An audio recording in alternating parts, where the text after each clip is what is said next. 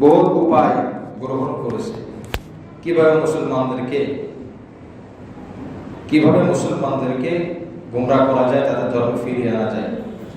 আজকের যে আয়াতের তাফসীর 72 নম্বর আয়াত থেকে সূরা আলে ইমরানের 72 নম্বর আয়াত থেকে এই কথাগুলোই বলা হয়েছে। আয়াতের অনুবাদ আমরা একটু পরে জানি। আয়াতের উদ্দেশ্যটা আহলে কিতাবদের একদল। আহলে কিতাব বলতে যাদের উপরে আল্লাহ পাকের পক্ষ থেকে অতীতে কিতাব নাজিল হয়েছে তাদেরকে বলা হয় আহলে কিতাব। যাদের উপর কিতাব নাজিল হয়নি তাদেরকে আহলে কিতাব বলা হয় না।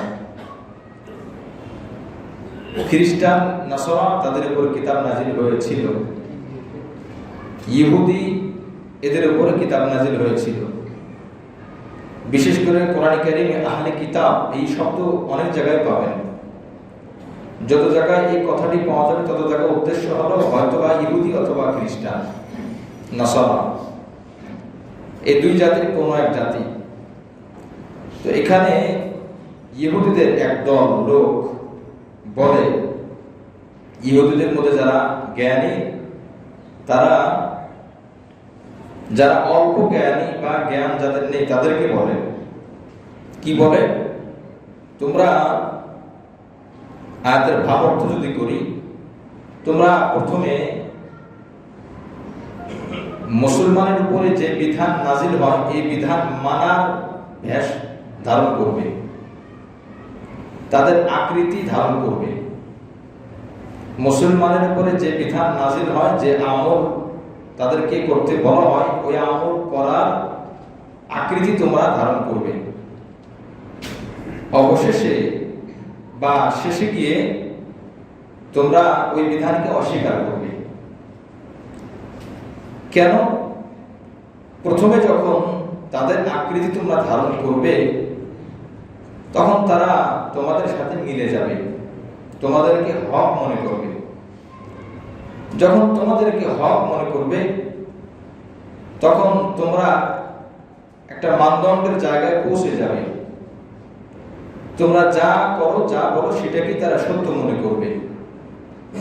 সুতরাং অবশেষে যখন তোমরা তোমাদের মূল ধর্মে, ইহুদি ধর্মে যখন ফিরে আসবে তখন তারাও তোমাদের সাথে ফিরে আসবে। এটা একটা অপকৌশল। প্রকাশ্যভাবে বললে তারা তো আসবে না, এই জন্য এই পন্থা অবলম্বন করবে, এই চক্রান্ত করবে। এখন অনুবাদ আমরা দেখি। আল্লাহ পাক বলেন, বিসমিল্লাহির রহমানির রহিম, وقالت طائفة من أهل الكتاب آمنوا بالذي أنزل على الذين آمنوا وجه النهار। আহলে কিতাবদের একদল বলে, আমিনু বিল্লাযী, ঈমান আনো। কাদেরকে বলে? যারা তাদের দলভুক্ত, অল্প শিক্ষিত বা মূর্খ তাদেরকে বলে, সাধারণ জনগণ, সাধারণ মানুষ। আমিনু বিল্লাযী উনজিলা আলাল্লাযীনা আমানু, যারা মুসলমান তাদের উপরে যা নাযিল হয় সেগুলোর উপরে তোমরা ঈমান আনো, অর্থাৎ ঈমান আনাটা দেখাও। ঈমান আনো না, ঈমান আনাটা দেখাও, প্রকাশ করো। ওয়াজহান নাহার, দিনের শুরু ভাগে, দিনের শুরুতে, দিনের শুরু ভাগে। অনুবাদ, ওয়াকফুরু আখিরাহু, এবং তোমরা কুফরি করো দিনের শেষ ভাগে। অর্থাৎ সকালবেলায় তোমরা ঈমান আনো, এই স্বীকৃতি দাও যে আমার ঈমান আনলাম, আর অবশেষে গিয়ে তোমরা বলো আমরা অস্বীকার করলাম। অস্বীকার করলাম তা না, অস্বীকার করলে তা তো তোমাদেরকে চিনে ফেলবে, তোমরা আস্তে তোমাদের ধর্মের দিকে চলে আসবে। এটা হলো শাব্দিক অনুবাদ, লাআল্লাহুম ইয়ারজিউন, যাতে করে তারা ফিরে আসে তোমাদের সাথে। কিন্তু এই আয়াতের অনুবাদ তো এটার উদ্দেশ্য হলো শুরুতে তোমরা বেশ কিছুদিন যাবত ঈমানের উপর থাকবে, চক্রান্ত কৌশল অবলম্বন করবে। এটা হলো শয়তানের একটা বড় চক্রান্ত। তালবিসে ইবলিস নামে একটি কিতাব আছে, আব্দুর রহমান ইবনুল জাওজি রাহমাতুল্লাহ আলাইহি লিখিত তালবিসে ইবলিস আরবি, এটার উর্দু আছে, বাংলাও আছে। বাংলা আছে নেক সুরতে শয়তানের ধোঁকা, নেক সুরতে শয়তানের ধোঁকা, বা অন্যান্য অনুবাদও পাওয়া যেতে পারে। মূলটা দেখবেন তালবিস ইবলিস, তালবিসুল ইবলিস, তালবিসু ইবলিস। এই কিতাবটা যদি সুযোগ থাকে কিনে পড়বো আমরা, তাহলে আমরা শয়তানের চক্রান্ত ধরতে পারবো। খুব সহজভাবে বুঝি, যারা নামাজ পড়ে, যারা নামাজ পড়ে না, যারা আমল করে, যারা আমল করে না, বলেন তো শয়তান কি উভয় দলের উপরে সমানভাবে মেহনত করে? যারা আমল করে তাদের কাছে বেশি চেষ্টা করে, মেহনত করে। এখন আমরা ভাবতে পারি আমরা তো আমল করতেছি, নামাজ পড়তেছি, শয়তান আমার কাছে নাই, এটা আমরা ভাবতে পারি। কিন্তু শয়তান আমার পিছনেও আছে, চেষ্টা করে যাচ্ছে। আমি যদি সতর্কতার সহিত খেয়াল করে চলি, আমি বাঁচতে পারবো আমল করা অবস্থায়। যদি আমি সতর্ক না হই, আমলের মধ্যে দিয়েও আমাকে শয়তান ধোঁকার মধ্যে ফেলে দিবে, আমি গোনার মধ্যে জর্জরিত হয়ে যাব। কারণ যে নামাজ পড়ে না সে তো গোনা করতেই আছে, শয়তান সেখানে কেন যাবে? তো যে নামাজ পড়ে শয়তান সেখানে যায়। এই জন্য আলাদা আলাদা নাম দেওয়া হয়েছে। ওযু করার সময় একদমের শয়তান দায়িত্ব আছে, তারা ধোঁকা দেওয়ার চেষ্টা করে, ধোঁকা দেয়, বিভিন্ন কথা ধরিয়ে দেয়। মনে করেন একসাথে পরিচিত কয়েকজন ওযু করতেছে, তো তখন কথা বলা শুরু করে। ওযু করতেছে সুন্নাত তরিকায়, সুন্নাত তো নষ্ট করতে পারলো না, ওযু সুন্নাত তরিকায় করতেছে। শয়তান একটা বিষয় তুলে দেয়, ওই বিষয়ের উপরে দুই ভাই পরস্পর কথা বলতে থাকে। আর আমরা জানি ওযুর সময় একান্ত দুই একটা প্রয়োজনীয় কথা ছাড়া কথা না বলে ওযু সুন্দরভাবে করা, এটা একটা ভিন্ন আমল, চুপ থাকা একটা আমল। কিন্তু আমি তো ওযু করতেছি, এর ফাঁকে আমি লম্বা সময় যা কথা বলার তো বলেই ফেললাম, হয়তো বা গীবতের কথাও বের হয়ে যেতে পারে। শয়তান যখন আমার ওযুর সুন্নাত নষ্ট করাইতে পারলো না, তখন ভিন্ন একটা প্রসঙ্গ তুলে দিয়ে আমার ওযুর মধ্যে ওযুর নেকিটা আমার কমিয়ে দিল। নামাজের মধ্যে ফরজ ওয়াজিব সুন্নাত ছোটানোর চেষ্টা করে, যখন পারে না। আমি অনেককেই লক্ষ্য করেছি বিষয়টি, আপনারাও বিষয়টি জানেন, যে নামাজের মধ্যে যখন কাউকে শয়তান ধোঁকা দিতে পারতেছে না, তখন বিভিন্ন আমল সুন্নাতকে তার থেকে দূরে সরানোর চেষ্টা করে।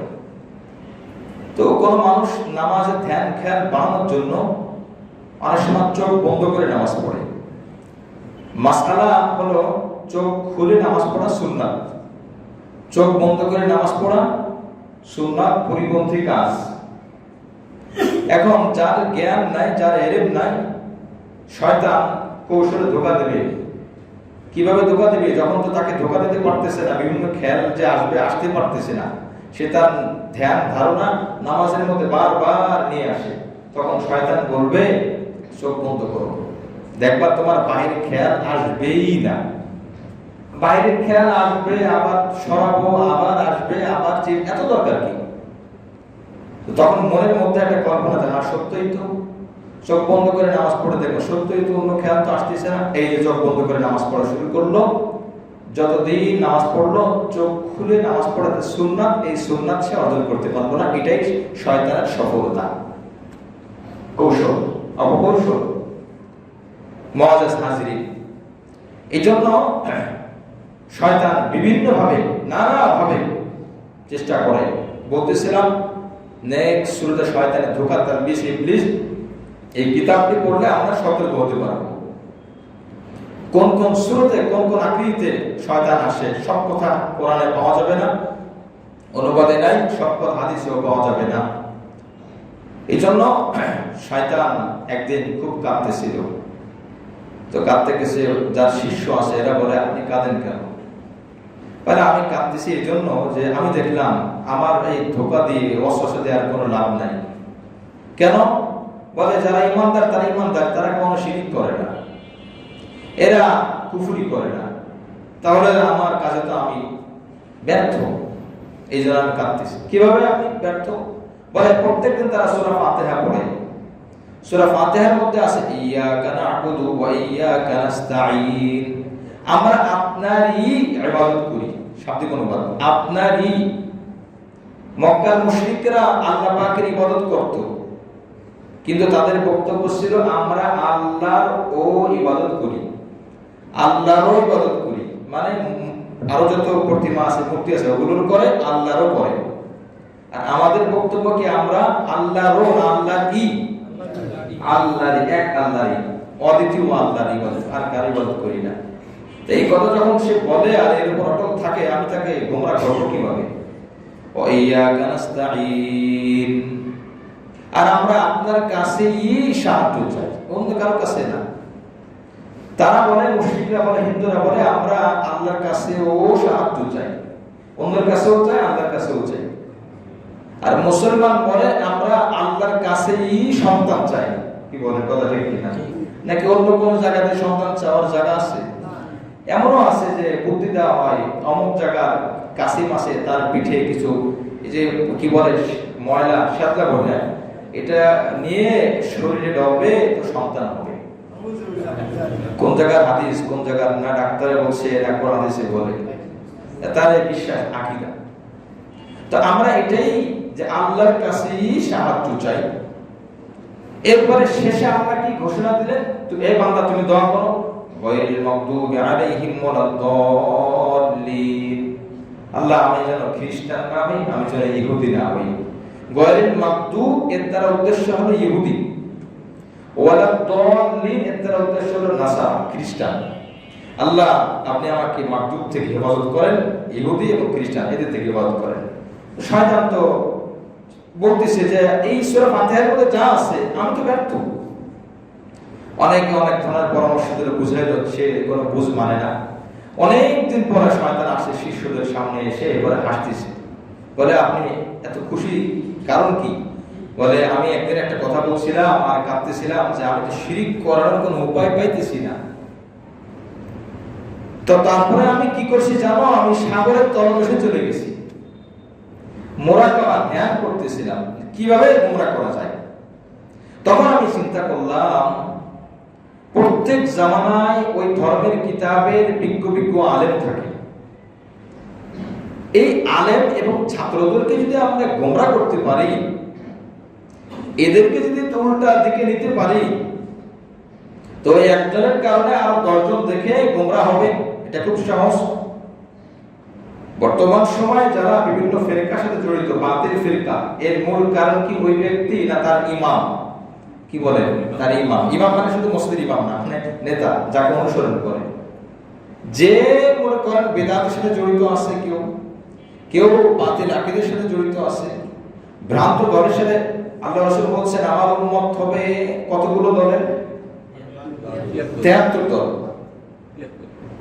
বনি ইসরাইল ছিল 72 দল, আর আমার উম্মত হবে 73 দল। কয় দল হক? এক দল হক। কুল্লুহুম ফিন-নার ইল্লা ফিরকাতুন ওয়াহিদা, সবে জাহান্নামী, এক দল ছাড়া। ক্বালু ইয়া রাসূলুল্লাহ ওয়া মা হিয়া, সাহাবায়ে কিরাম বললেন হে আল্লাহর রাসূল, এই এক দল কারা? আল্লাহ রাসূল বললেন মা আনা আলাইহি ওয়া আসহাবি, আমি যেই আদর্শের উপরে থাকলাম এবং আমার সাহাবী যে আদর্শের উপরে থাকলো, আমি এবং আমার সাহাবীকে যারা অনুসরণ করবে তারাই একটি দল, জান্নাতি দল, বাকি 72 দল জাহান্নামী দল। নাউযুবিল্লাহ। তাহলে 72 দল, এরা কিন্তু কেউ কাফের দল দাবি করে না, সবাই কিন্তু মুসলিম। তো প্রত্যেকটা দলের একটা ইমাম আছে। দেখবেন ওই ইমাম আলেম, নাম দেয় আলেম, জ্ঞানী, বিজ্ঞ, স্কলার, এভাবে নাম দেয়। তো এই জন্য শয়তান বলে আমি চিন্তা করলাম এই সমস্ত কিছু আলেমদেরকে ধরতে হবে, কিছু আলেমকে সাজাইতে হবে। আমি যদি ডাইরেক্ট যে বলি এই নামাজ পড়ো না, তাহলে আমার কথা কেউ মানবে না। আলেমকে যখন তৈরি করবো, আলেম বলবে জোহরের আগে 4 রাকাত সুন্নাত না পড়লেও কোনো অসুবিধা নাই। এই কথাটা যদি 10 জনের ভিতরে বলে, একজন হলো এই ইমামকে, ওই আলেমকে শ্রদ্ধা করে, মানে বলবেন হ্যাঁ হুজুর যেহেতু বলছে, হুজুরের কাছে দলিল আছে, প্রমাণ আছে হয়তো বা নাই, এটা জরুরি না, ওই একজন মানল না, এটাই শয়তানের কামিয়াবি। শয়তান তো নিচে আসবে না, এই জন্য আল্লাহ পাক বলছেন যে শয়তানকে তোমরা দেখতে পাবে না, শয়তান তোমাদেরকে দেখবে। তো যাকে আমরা দেখে না সে তোমরা করবে কিভাবে? শয়তান এখন খুশি, শয়তান ব্যাস ঢুকে গেল বিভিন্ন আলেমদের মধ্যে, ধোঁকা দিয়ে, ওয়াসওয়াসা দিয়ে, বিভিন্ন দুনিয়ার লোক দিয়ে তৈরি করলো, যার দরুন আজ বর্তমানে যুগে না শুধু অতীতেও ছিল, সামনে আরো বাড়বে, ভ্রান্ত দলে পুরা পৃথিবী ছেয়ে গেল। অথচ যে হক আকীদায় বিশ্বাসী তার মাথায় টুপি আছে, যে বাতিল তার মাথায় টুপি আছে। কি বল কথা ঠিক কিনা? হক আকীদায় তার মাথায় পাগড়ি আছে, 3 হাত পাগড়ি, যে বাতিল আগে তার মাথায় 6 হাত পাগড়ি। হক আকীদায় তার জামা আছে মনে করেন পাঞ্জাবি হাঁটু পর্যন্ত, যে বাতিল আকীদায় তার জামা টাকনো পর্যন্ত, লম্বা লম্বা জামা, লম্বা লম্বা পাগড়ি। এদের শয়তান সুসজ্জিত করলো। শয়তান বিভিন্ন ফিরকাত থেকে দেখলো কোন ফিরকাত থেকে লোক বেশি, ওই দলের মধ্যে কিভাবে বিভেদ সৃষ্টি করা যায়। ধর্মীয় শিরোনামে, হক বাতিলের শিরোনামে না, বাতিল বলতে কেউ আসবে না, বিভিন্ন আমলের মধ্যে ব্যাস সে গুমরাহি আকীদা প্রবেশ করালো। আর ওই গুমরাহি আকীদা গুলো ওই আলেম প্রস্তাব দিল, পেশ করলো, আর তার অনুসারে এটাকে গ্রহণ করলো। বিভেদ সৃষ্টি হয়ে গেল, 2 ভাগ, 3 ভাগ, 4 ভাগ, 10 ভাগ, 20 ভাগ, 72 ভাগ বিভক্ত হয়ে গেল। আল্লাহ রাসূল বলছে সাল্লাল্লাহু আলাইহি ওয়াসাল্লাম, এখনো পৃথিবীতে আমাদের দেশে পীর সাহেব নামে একটা শব্দ আছে, আগেও বলেছি। পীর সহিহ আকীদার পীরও আছে, বাতিল আকীদার পীরও আছে। কি বলে কথা ঠিক কিনা? এই বাতিল তৈরি করলো কে? ওই শয়তান। শয়তান ডাইরেক্ট এসে একটা বিদআতি কথা বলে, মানুষ মেনে নেবে না। ব্যাস এখন শয়তান গোমরাহ করে বিভিন্ন ওয়াসওয়াসার মাধ্যমে দুনিয়ার লোভে বিভিন্ন কারণে ব্যাস একজন পিশাব খাড়া করাই দিল, যাও বাংলাদেশে একজন অমুক জায়গায় পীর দিয়ে দিলাম, এই পীরে কথা বলবে, সে কথা বলবে। দেখেন খুব সহজ বিষয়, কত ভ্রান্ত আকীদা নিয়ে যে কিছু বাতিল, এটা তো আমি একটা ফিরকা শুধু উল্লেখ করি, আর বহুত প্রত্যেকটা দলের মধ্যে এরকম বাতিল আকীদা পোষণকারী বহুত লোক বের হয়ে গেছে। এই কথা এমন বক্তব্য একজন পীর সাহেব দেয়, আমি যদি বলি মা ফাতেমা আমার স্ত্রী, আপনারা কি মানবেন? এটা একটা পীরের বক্তব্য। কি বললো? মা ফাতেমা আমার স্ত্রী, আপনারা কি মানবেন? সব শ্রোতারা হ্যাঁ, মানবো না কেন? যে বলে মা ফাতেমা আমার স্ত্রী, তার কথার মধ্যেও তো ভুল। স্ত্রী কি মা হয়? মা কি স্ত্রী হয়? যে বলতো ফাতেমা আমার স্ত্রী, আপনারা কি মানবেন? তাহলে এটা ধরা যায় যে তার মাথা ঠিক আছে, তার ঠিক আছে ভিতরে। মা ফাতেমা আমার স্ত্রী, বহুত অসংখ্য একটা বই আছে, ইসলামী আকীদা ভ্রান্ত মতবাদ, লেখক মাওলানা হেমায়েতুদ্দিন, একজন হক্কানি আলেম, ওনার লিখিত বই, প্রায় 4 থেকে 500 পৃষ্ঠা। ইসলামী আকীদা ভ্রান্ত মতবাদ, এখানে বিভিন্ন ফিরকার আলোচনা আপনি পাবেন, কি কি কারণে এই ফিরকাগুলো গোমরাহ, এখানে পেয়ে যাবেন। বহু দলের কথা আছে। যাই হোক, নাম যাই হোক, যে ধরনের নাম হোক, পীর সাহেব যে নাম দিক, নাম নিয়ে সমস্যা না। সমস্যাটা হলো আকীদা ঠিক থাকলে নাম যাই দিক, ব্যাস সে সহি মানুষ। আকীদা ঠিক নাই, নাম দেশে আহলুস সুন্নাত ওয়াল জামাত, নাম দেশে মুজাদ্দিদে জামান, নাম দেশে সুফি কামাল, নাম দেশে ওলি আল্লাহ, নাম দেশে তাবি আব্দুল কাদের জিলানী, যাই দিক, আকীদা যদি ভুল থাকে, ওই নামের দ্বারা আকীদা সহি হয় না। আকীদা যদি ঠিক হয়, নাম না থাকলে কোনো অসুবিধা নাই, সে আল্লাহর ওলি, মুআজ্জাজ হাজরি। এজন্য শয়তান এইভাবে চক্রান্ত করে ব্যাস গোমরাহ। এজন্য পৃথিবীতে আপনি ইতিহাস পড়েন, জেনে যাবেন, পৃথিবীতে সর্বপ্রথম কি বাতিল আকীদার পীর তৈরি হয়েছে না হক আকীদা? বলেন তো। হ্যাঁ, সহজ। তাহলে বাতিলটা করলো কি? প্রথমে যদি হক হয়, আচ্ছা পৃথিবীতে প্রত্যেকটা জিনিস আগে কি নকলটা আসে না আগে আসলটা আসে? আগে আসল। নকলটা করে সে কি ভালো না শয়তান? কখনো মানবরূপী, কখনো ব্যাস অদৃশ্যের আড়ালে থেকে। এই জন্য প্রত্যেকটা হক দলের উৎপত্তি প্রথম দেখবেন হক।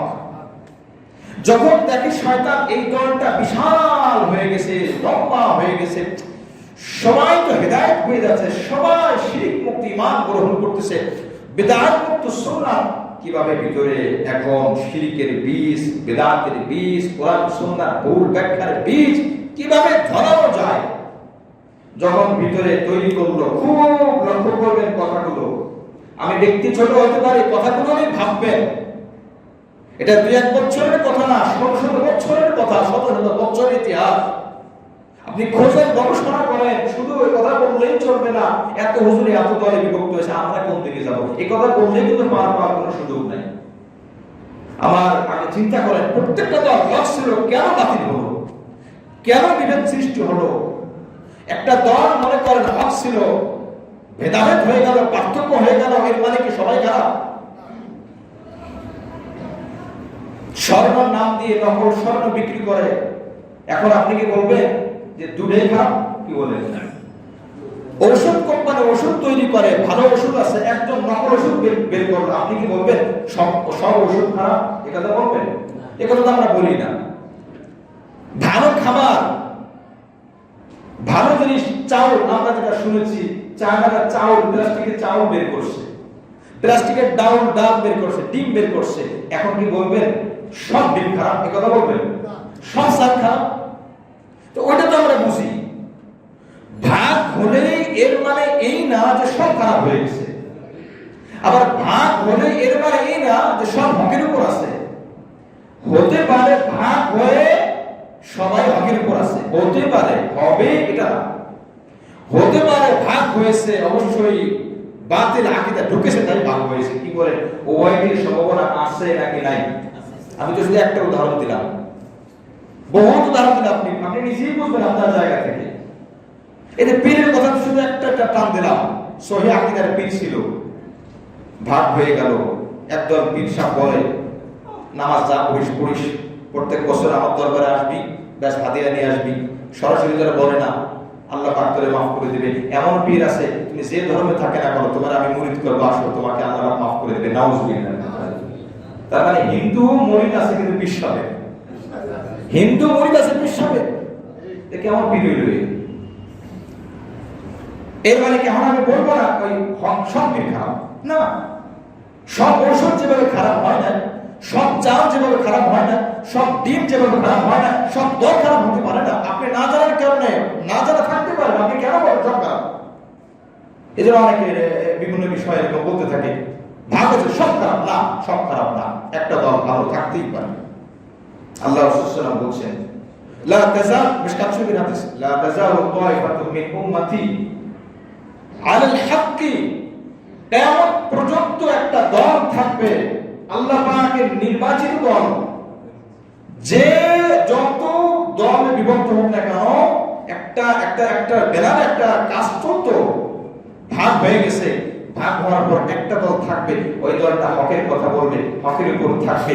যারা বিচার বিশ্লেষণ করে, গবেষণা করে, আবেগের বশীভূত না হয়ে, আবেগের তাড়নায় না পড়ে, তারা হকের উপর চলবে, ওই হক্কানি মতাদর্শ গ্রহণ করবে।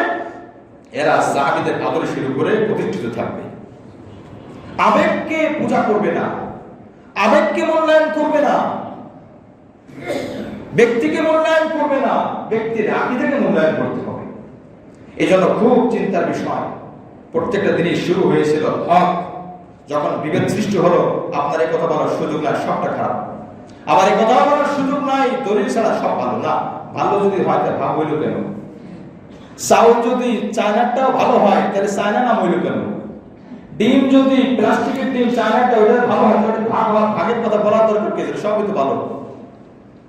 মুআজ্জাজ হাজিরিন, এই জন্য আপনার গবেষণা করতে হবে। আপনি পাবেন, আপনি পারবেন, সহিটা আপনি জানতে পারবেন। আপনাকে সেই বুদ্ধি আল্লাহ পাক দিয়েছেন। আমি বুঝি না, আমি জানি না, কথা বললে হবে না। নকল টাকা আসল টাকা মেশিন আপনার কাছে নাই, তাও আপনি চিনতেছেন। ব্যাংকে নকল টাকা আসল টাকা চেনার মেশিন আছে, তারা যেভাবে বুঝলো ব্যাংকে, আপনার মেশিন ছাড়াও তো আপনি বুঝলেন। মুআজ্জাজ হাজিরিন, এই জন্য কিয়ামত পর্যন্ত শয়তানের